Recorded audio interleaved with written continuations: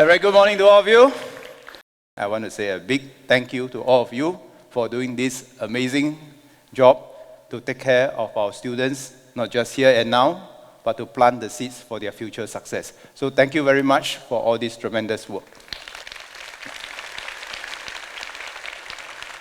Yet at the same time, while we celebrate our accomplishments in PISA, in PIRLS, in many other assessment matrices, we are also not complacent.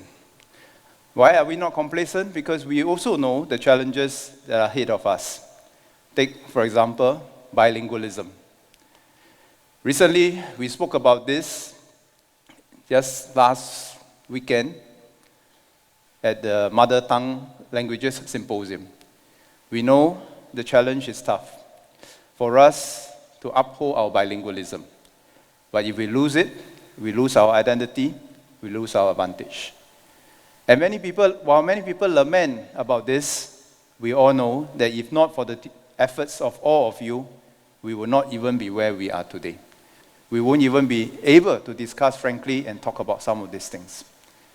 But more importantly, I think while people pat us on the back for all the good results here and now, we ourselves know that our measure of success is not about the here and now. Our measure of success is beyond the here and now. Our benchmark of success is not what our students achieve with us in the first 15 years of schools with us. It is what they are able to achieve on their own without us in the 50 years beyond our schools. Whether they are confident, they are able to contribute and continue to learn throughout life. These are our real benchmark of success. And in today's bewildering world, we also know that our benchmark of success are not just their academic results and accomplishments. More importantly, do they have the dispositions, the value systems that will put them in good stead in the future, where they can stand tall, be confident of who they are, without incessantly being compared with other people. They have the right values to do what is right, what is honorable, even when we are not watching over them. Those are the true benchmark of success for us as an education fraternity. And of course, at this point in time, we also know that the technology is changing so rapidly, we have our work cut out for us. There are tremendous opportunities for us to embrace new technologies, but there are also tremendous challenges that comes with it. On the other hand, in the past, our success have relied heavily on the quality of our teachers, and it remains so today. And it will always be so going forward. But today, we also know that there are many other countries that are leveraging on technology to scale their best educational resources across their countries in far-flung places. And we can take a leaf from them to see how we can use technology to complement what we do, to lighten our workload. Not that we work less hard, but we focus our time on more impactful work, and I'll talk about some of these things later. But let me just move a step back and paint the context which our students will have to operate in the coming years when they leave school. I call this the 3 Fs. First, our student will be faced with a fragmenting global order, where peace is no longer a given. In fact, recently when I was speaking to the alumni of Brown and Stanford universities, I say that peace sometimes is a synonym for what we call the interwar years. We cannot take peace for granted. There will be blocks that are being formed, and our people will have to learn to navigate across all these different blocks in order for us to stay relevant as a country and for us as a people to find our footing in a troubled world. Second, is a fragile economic order. Protectionism is rising. We will again have to rise to the challenge to create new relevance for ourselves so that our students can remain competitive, relevant, and earn our keep in time to come. It is no longer just about answering yesterday's questions with yesterday's answer. It is about always encouraging our students to have the disposition to find and create new value propositions that we can remain relevant in a fragile global economic order.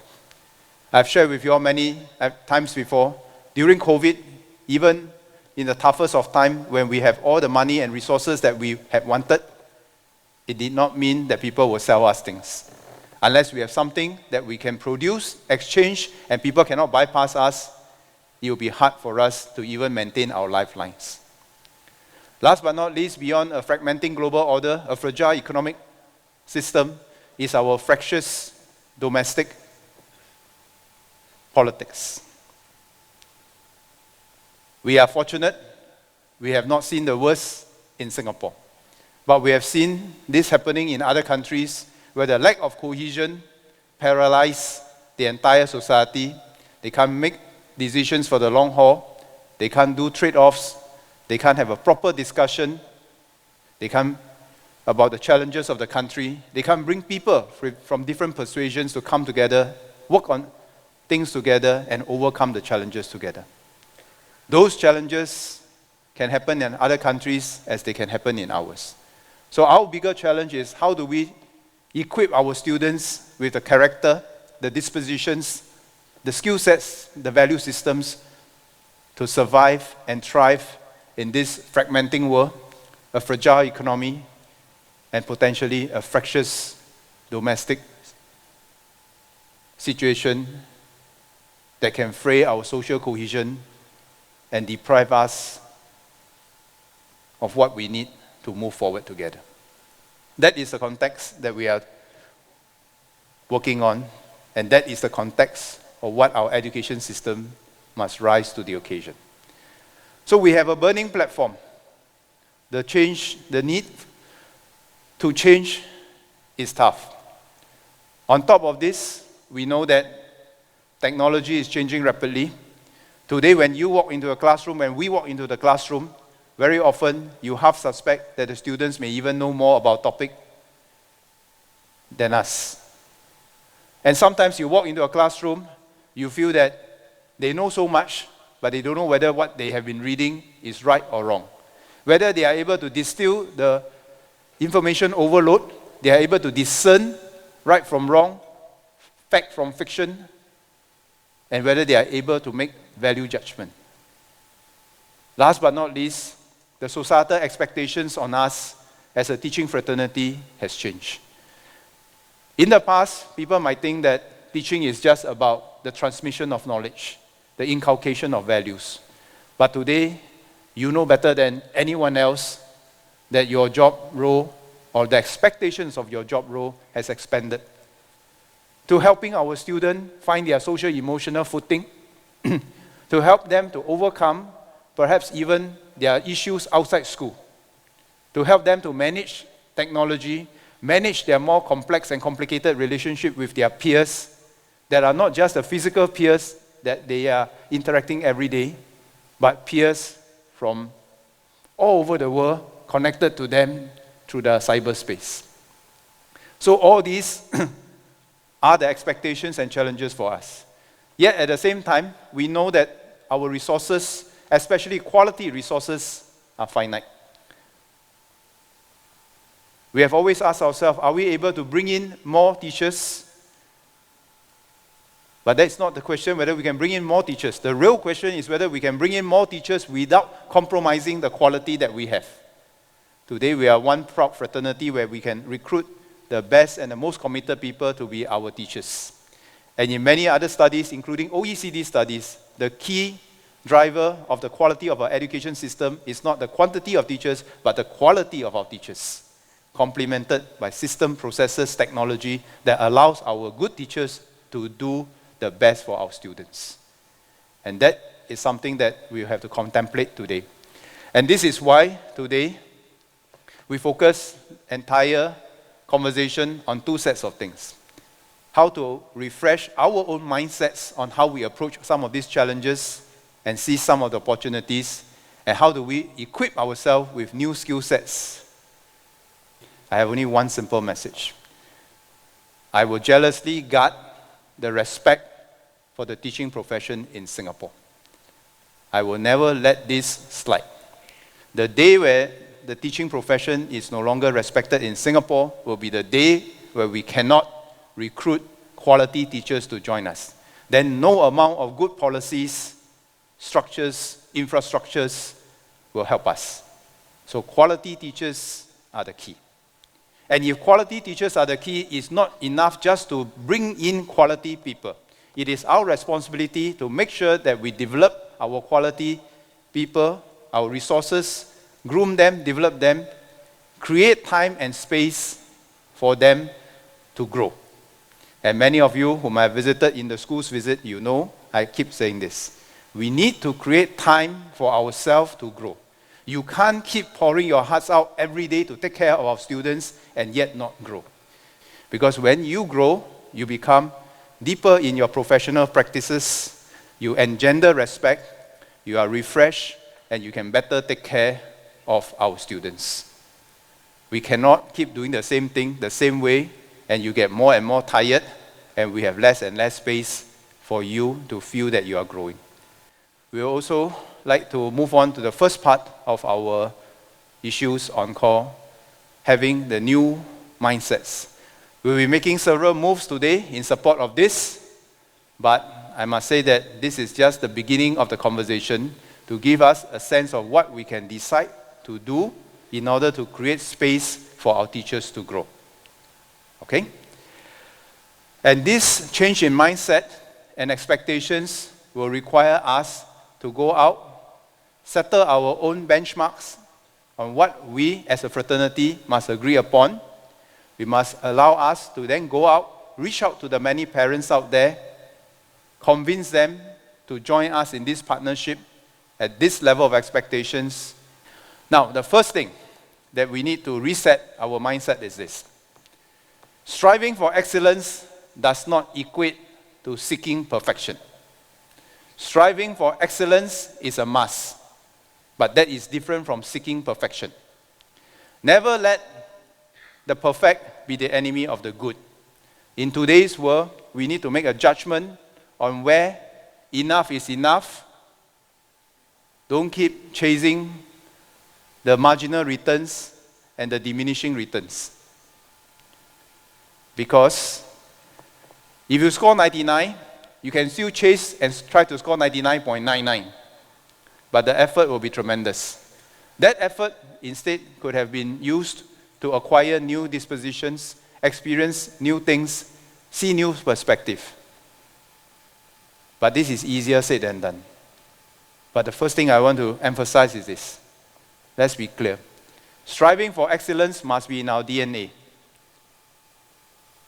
But try to make a distinction between that from seeking perfection in everything before we even do anything. It's not possible. We aim for constant progress. We aim for a growth mindset, but we should not be held back by the fear of imperfection. So do not let perfectionism stop us from taking the first step. We should not expect to do everything for everyone at all times at the same time.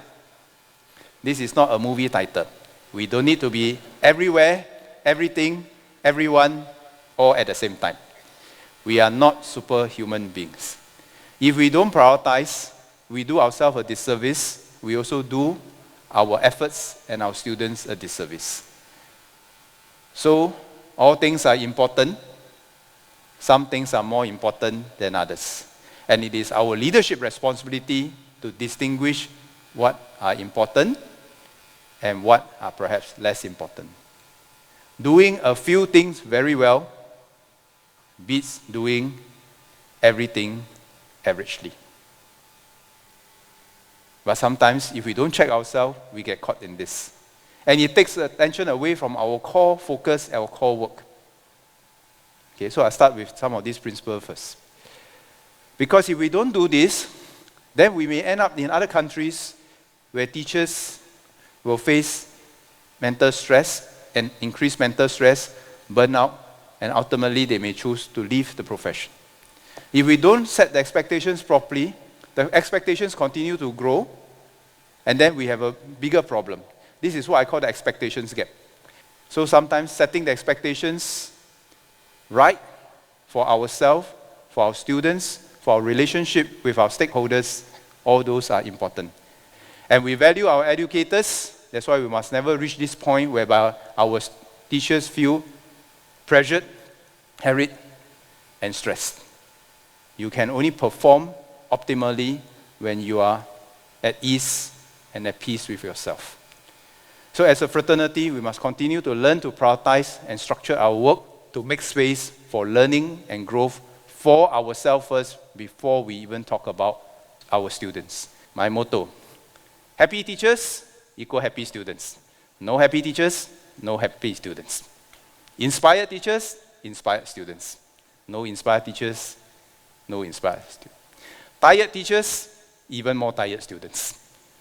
Correct? Okay, so that's simple. Okay, so now let's move on. So we are going to streamline some of the non-teaching duties, including exam duties and admin work. This is just the start. We will have more.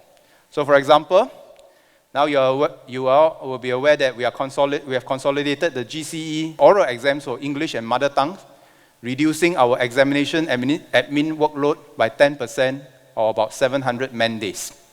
So this is one small move, but everything counts. Come 2025, our oral exams will be further consolidated into a single period of 3 full days and 2 afternoons in July, down from the previous 23 afternoons spread over 2 months. These are small little moves that we are doing.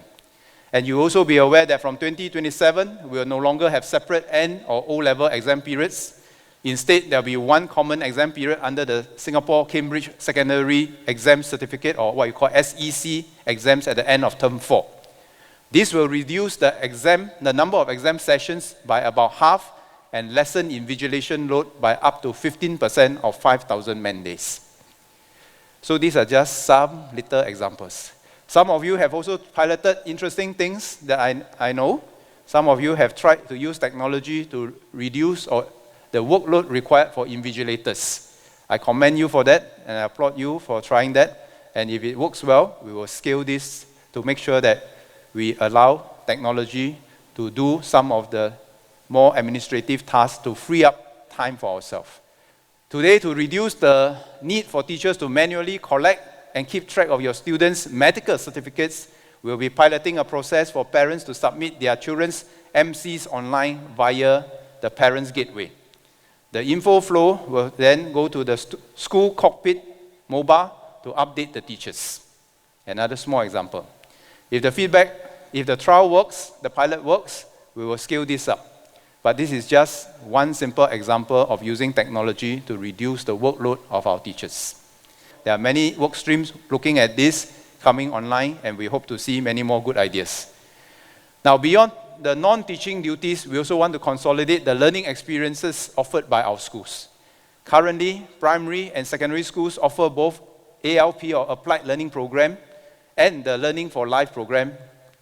Now, these programs, they are good. They offer hands-on activities for our students to contextualize what they are taught in classrooms. But schools have also been running various other programs to promote the joy of learning, to enhance the students' holistic development, such as Code for Fun, eco-stewardship, interdisciplinary project work, and student leadership programs. Some of these, including the ALP and LLP, can be consolidated and integrated. Some of you have already cleverly done that. You do one thing, you meet 2, if not 3 objectives. So congratulations to those pioneers. Henceforth, we'll give school the autonomy to review and streamline these programs. From 2026, we will allow schools to decide whether to continue offering both the ALP and the LLP, or only one of the 2, or you can go and combine them with some other programs so that you can free up manpower currently deployed to run the second program for other priorities, including teachers' development. Okay, come back to this one again, teachers' development. Okay, and we will continue to explore ways to streamline our curriculum and work to enable the teachers to focus more on the students' development of their values, dispositions, beyond the transmission of content knowledge.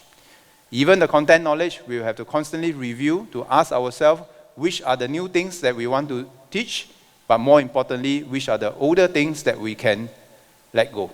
We cannot keep adding to the plate without letting go.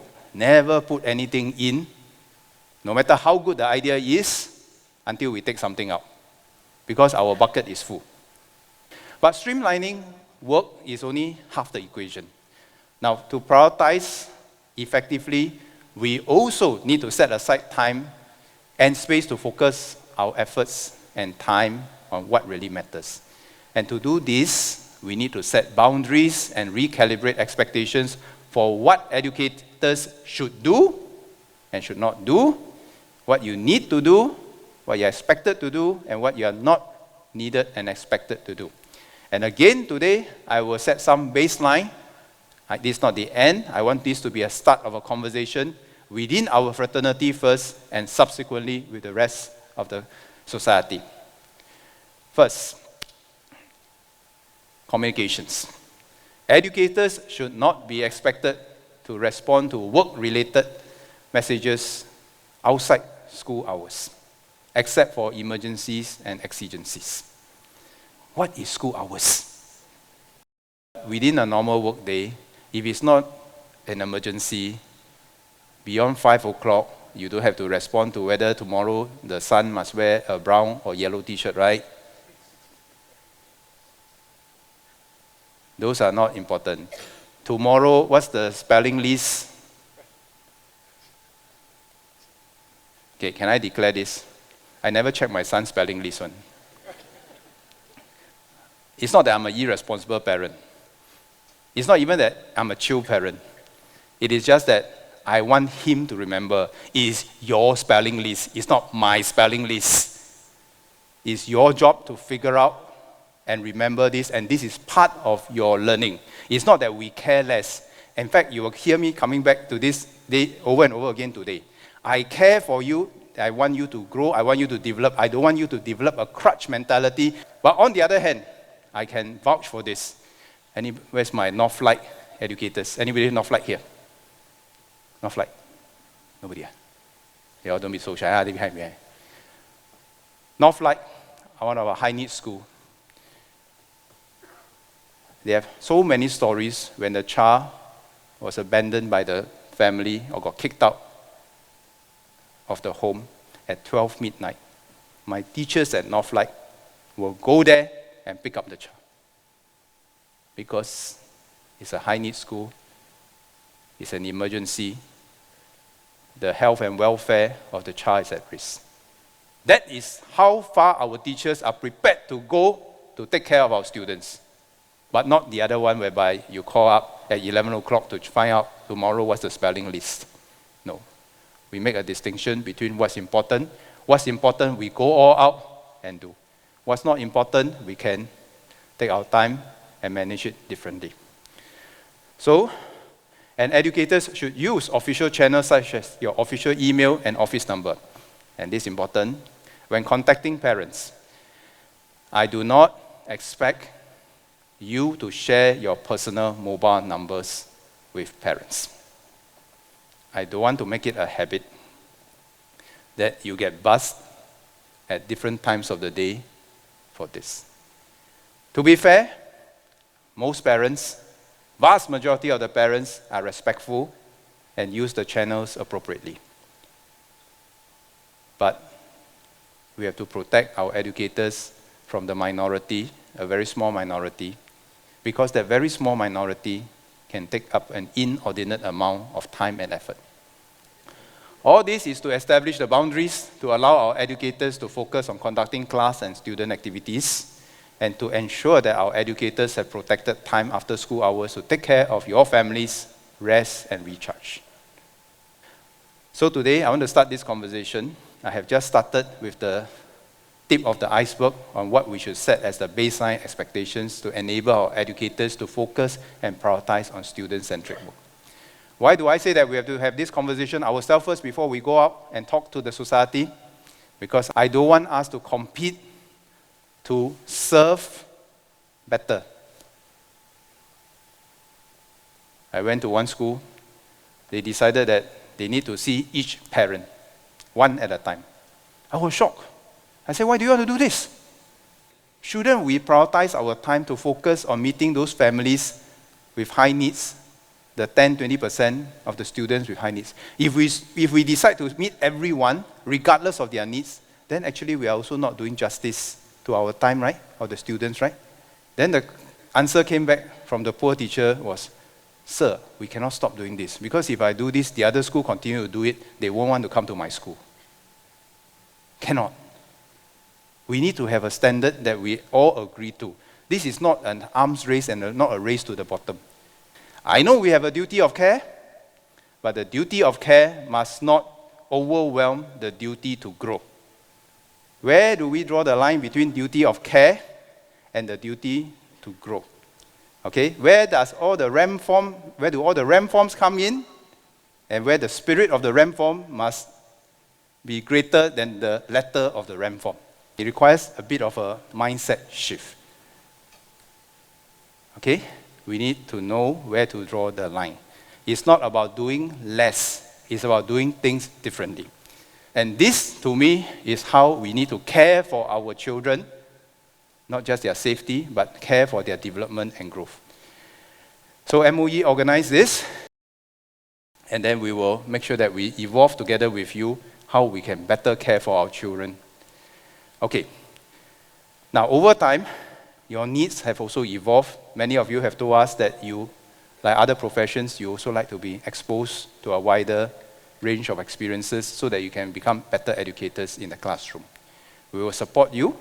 So the TWA Plus program is one example of porosity. Today, we have more and more people going out for TWA, coming back with refreshed experiences, with refreshed networks that contribute to the school. So later, we'll give you a progress update in the later part of the day, and I hope that many more of the teachers will make time, and as leaders, we also make time for our teachers to be exposed and to grow. Now I want to talk a bit about SPED, the SPED schools. I want to make it a point that all my teachers and leaders in the SPED schools must have the same kind of development opportunities and career progression, well planned out, well thought out, well structured, just like how we do for mainstream school. And there are many ideas. I've spoken about this in Parliament recently when Patrick Day, our GPC chair, asked the question. We need to move away from each one doing their own things alone, which is important, necessary, but not sufficient. We need to come together as a sector to deepen the professional competencies of our SPED sector. So today we are going to make one of the many moves that will be upcoming.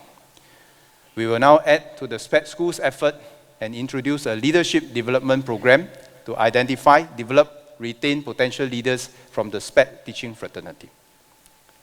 So this is a leadership program where promising, committed SPED leaders will join as a sector, and we will expose them to the leadership development opportunities across the entire education sector and even beyond the education service. We also want them to be exposed to experiences and learning beyond the SPED school that they are serving. We do this for our mainstream school, we should do this for our SPED school.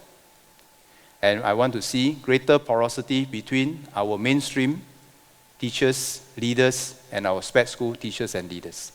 Today, the SPED sector is not a binary thing, as if there's one MOE and sector in the mainstream and one non-MOE sector in the SPED. It is a porosity. Many of you have told me that you have seen more and more SEN students in your school, more SPED students, and I think we can learn from one another to have that porosity. So this is something that we will want to do and do better. So in addition to school-based assignment, these programs, the participants will have the opportunities to expose to different schools or SPED-related organizations and take up sector-wide assignments. We will share more details in time to come. Okay, we will also want the various SPED schools to connect better, to hone their teaching and learning knowledge and skills. So we have strengthened the network of sharing by including network learning communities or NLCs in SPED, particularly in building up disability knowledge within the sub-domains in the sector. We also hope that the network learning communities, or community of practice as we call them, can enable a bridge of professional exchange between mainstream and SPED teams. So, for the SPED school sector, you can be assured, just as we value our mainstream educators we value our SPED educators and all the allied professionals and the wider community that are serving in the SPED school. We want to make sure that they also have the development opportunities, the breaks, the support given to all the mainstream school. And over time, my vision, my hope is that we'll see ourselves as one unified education sector, SPED and mainstream together. Let's break down that divide to think that it is two separate sectors, which is why this year, at the end of the year, when we do our appointment ceremony for the principal, we will also do it differently by having our SPED principals there with us as one fraternity. So we will make sure that we want to grow and work together, and not just at the individual SPED school level, but at the sector level. Now, next thing, our teaching workforce will also become more diversified. Today, we have about 1 in 10 of our teaching workforce who are mid-career officers. And I think we can have more, and we would like to have more. So we would like to bring in more to enrich our teaching fraternity. The teaching fraternity will not just be people whom we have green harvested. And today, many of the young people want to move in and out of sectors, and including the teaching. And we must design our structure and processes in such a way that will welcome back people who might have left us, people who might need different arrangements at different seasons in life. We also want to welcome other people, especially in the secondary school, people with industry knowledge that can speak with conviction of what the world out there is to complement what we know in our schools, what we can leverage on our parents' network. But to do this, we have to evolve our recruitment processes, our development processes, and also our deployment systems for the mid-career people. So the message out for all if you have friends who are thinking of joining us, bring them in to enrich our teaching fraternity. One of the often talked about issue now is about flexi work arrangements. We fully understand that there are many educators in our fraternity that in different seasons of life may require slightly different arrangements. No problem. MOE understands, and MOE will work with you all to see how we can make such adjustments in order to retain the experiences of our people in the sector. You can have flexi work arrangements, but you must have shared ethos. The ethos of teaching, the ethos of the education profession must never be compromised. Everyone who steps into our school and call himself or herself as a teacher must share the same ethos. There cannot be different ethos just because someone is on flexi arrangement. So we are prepared as an organization, as a fraternity, to support our fellow colleagues who desire a different pace of life in different seasons of their life. But all we ask for is that let's maintain the shared ethos. Because very simply, when a child goes up to a teacher, the child doesn't look at the teacher and say that this one is a part-time flexi adjunct. This one is a full-time teacher, and therefore I should have different expectations. And we hope that whoever takes this arrangement will reciprocate by holding on to the ethos to make sure that we are one solid fraternity. Because there's only one type of teacher in our school, someone who is caring and committed. Next part, I will go on to the skill sets that we are required for our next lab. And we need to acquire some of these skill sets no matter how busy we are. If we keep emphasizing to our children to learn for life, then he has to start with us. And it may be big skill set, small skill set, it doesn't matter. The last time we met, I challenged every one of us to learn one new thing every year. That still remains. Okay, but today I want to speak on a few sets of things that we need to really hone our skill sets, and MOE will make sure that we support our educators in acquiring these new skill sets so that we can up our competencies and capacities, create time for ourselves to grow and to acquire even new and better skill sets in service of our people and nation.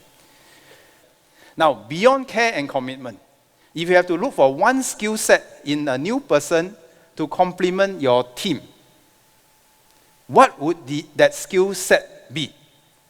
We need a diversity of skill sets in the education fraternity. There are some baseline core values that we must have. but we can't keep getting more and more of the same. We also need some diversity. And today I want to focus on some of the skill set. Includes a growth mindset, includes various things, right? Now, traditionally, what is the challenge for all our public school system? Traditionally, I would say that we have a trilemma. In all public school, we want to achieve 3 things. But very often, we can't get all 3. The 3 things is quality, scale, and affordability. In most conventional systems, you can't get 3. You have quality, you have scale, very expensive. You have quality, affordable, not very scalable. You have scale, you have affordability, chances quality not very high. Question, how can we break this trilemma? And this is the age-old trilemma of education.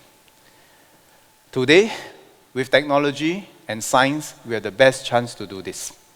Many of you have heard me saying this before. Can we one day achieve the Holy Grail whereby we can mass customize to meet the individual needs of the students? Mass customize. So that you can achieve quality, scale, and affordability. Today, I think we have a chance to do that. With EdTech, AI, data science, and the science of learning. We can do that. Today, in fact, if we take a leaf from the gaming industry, they are actually mass customizing. Everybody play according to their level. And then you keep playing until you reach the next level. That is one simple example of mass customization. Today, we can have a chance to do that. Question, if we want to do that, are we equipped or are we equipping ourselves with the skill sets to do that? I just want to give an example and give a shout out to Sean. Sean from Hillgrove Secondary School, chemistry and math teacher. Created a customized AI bot on Pair. Pair is the in-house government AI machinery that can quickly generate curriculum-specific Kahoot quizzes on any topic or subject. Now, ordinarily, you all will take about an hour to create a Kahoot quiz. This one gets it done in 10 minutes, and you spend the rest of the time just checking to make sure that things are correct. Another important part is helping our students, and especially our younger colleagues, to manage their social-emotional challenges. And these are also new skill sets that we need. We know that this is even more difficult than the skill set to transmit knowledge. It can be emotionally very challenging and draining. But a strong emotional foundation is the bedrock of lifelong learning. And our people will face many of these challenges. Our teachers are increasingly called upon to help our students to overcome this before we can even start teaching. Right? And this is where we need to equip ourselves with this new skill. Next. So, we will enhance the support to nurture the social-emotional competencies through pre-service training and in-service peer support and conversations with mentor. This will also complement the MOE current suite of provisions to support our teachers' social-emotional well-being. These include curated digital resources, workshops, and counseling services by MOE iCare Unit, the Well-being at Gov program, and the Wellness Ambassador Scheme. So we will leverage on all these collective capabilities of our partners to help ourselves grow and to help our children grow. But I want to come to the next important skill set, which is called working with our stakeholders, and more precisely, working with the most important stakeholder called our parents. In 2019, we released the first edition of the Guidelines for the School-Home Partnership, or GSHP, on how parents and educators could work together to support our children to succeed in life. The landscape has since changed. We spoke with many parents and educators, including the campus members who are here with us today, the PSG members who are here with us today, and they agreed that, above all, we hope that our children will be happy, confident, and kind. Now, this can only happen when parents and educators work well with each other to create a supportive environment for our children. So this year, MOE and Campus have refreshed the GSHP, together with both parents and educators accounting for their evolving needs and aspirations. The refreshed GSHP will provide clearer guidance on how schools and parents can work together positively, constructively, and respectfully. First, we need to communicate with kind words and actions as partners in education. Kind words and actions. Educators share that they appreciate having more trust from parents so that they can have the time and space to do their work. And parents have shared that they will appreciate it if educators can understand that they are also trying their best as parents. So this boils down to a desire to be heard and be understood. So let's start by communicating with one another with kindness. Second, for parents and educators to work together, role model the values our students and children need for life. Children learn from our example, not by what we tell them, but by what they see. And we can start small by having the confidence to try something new, such as learning a new tech tool or choosing to find joy in everyday experiences. Third, to support our children in building real connections with others by cultivating strong relationships and healthy habits in developing good habits in this digital age. Electronic devices have become a big part of our lives. The question is no longer whether our children should have access to the online world or to use any platforms at all, but how we can support them to navigate this space in a safe, discerning, and responsible manner. And we know that every school, you have your own profiles and unique needs of your students and stakeholders. So the refreshed guidelines are meant to serve as a guide, and schools have the autonomy to further unpack the guidelines within your school context, in consultation with your teachers and parents. And we'll continue to support schools post-work plan seminar to enact the refreshed guidelines. So you please look out for this, as we will have more information coming to you later part of this year. And as part of the National Mental Health and Wellbeing Strategy, MOE has worked with MSF and HPB, Health Promotion Board, to develop a toolbox of bite-sized strategies called Parenting for Wellness. This toolbox complements the GSHP and will support parents to build strong child relationships, strengthen their children's mental well-being and resilience, and parent effectively in the digital age, including keeping our children safe online. Educators may also use this toolbox for parents to share practical tips and strategies with parents, such as ways to create a safe and nurturing home environment to share feelings. There will be conversation cards designed to cultivate empathy by facilitating deeper conversations between parents and their children on common scenarios encountered within the families. For example, they could explore strategies to overcome challenges such as managing academic anxiety and the setting of screen time limits. Our parent support group, social service agencies, and family coaches may also use these resources to support parents. A Parenting for Wellness online site will also be launched at the HPV website in January 2025 to provide parents with personalized knowledge and skills by recommending relevant content based on their responses to parenting questionnaires. And parents appreciate our educators and respect the boundaries, and we work well with most parents. However, as I say, there's a very small fraction of parents who are misaligned in their expectations of our educators. These parents are also important partners, but it is also important that we manage these misaligned expectations by taking a firm stand in what we stand for. More examples later. We must learn to say no politely, and this can be difficult, as some may engage in abusive behavior or try to have it in their own ways, sometimes threatening us, not just you, ministers included. But let me be clear, boorish and bullying behaviors are not acceptable. I will not allow anyone to bully my teachers. School partner parents to develop our students holistically. We set the positive tone, we role model for them. Our educators must feel supported in carrying out this important mission.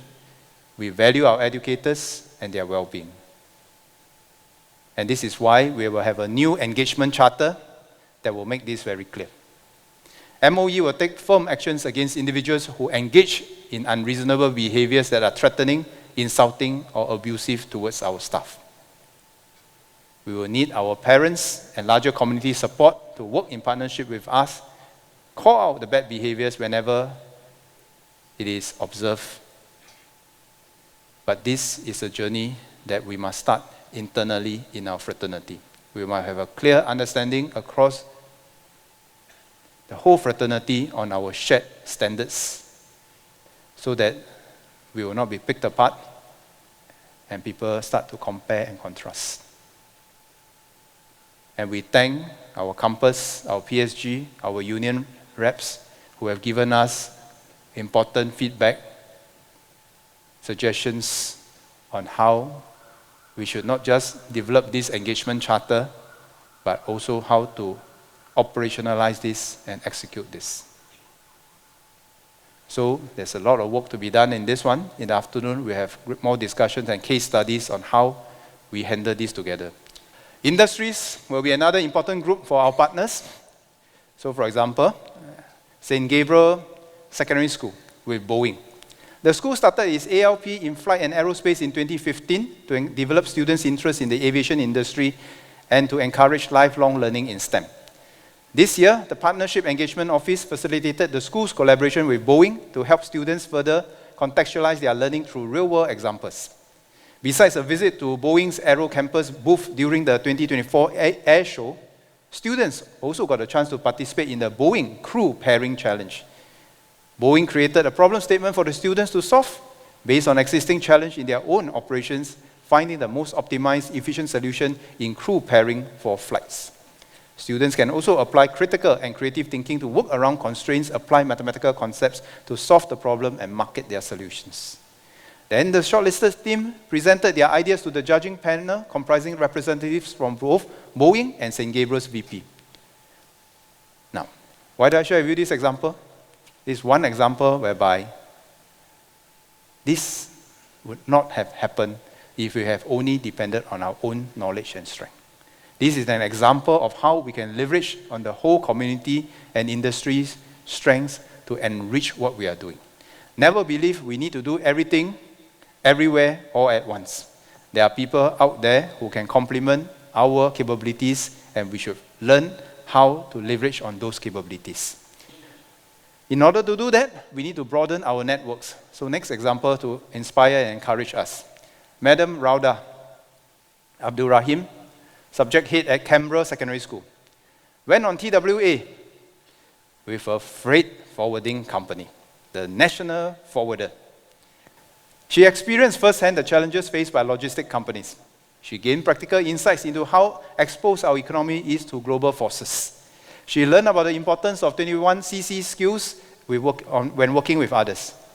At the end of her attachment, she brought back her insights, told war stories to her students, and the war story inspired her students to not only be more interested in the subjects and content they are learning, but also a fresh new perspective of what is the world out there.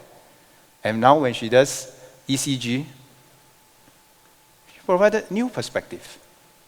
So since the inception of TWA Plus in 2022, a total of 226 schools and 590 teachers have participated in work attachments with over 2,170 teachers taking part in learning journeys to external organizations beyond MOE. I thank you all for taking this step. I thank all the principals here for making time for your teachers to grow and learn.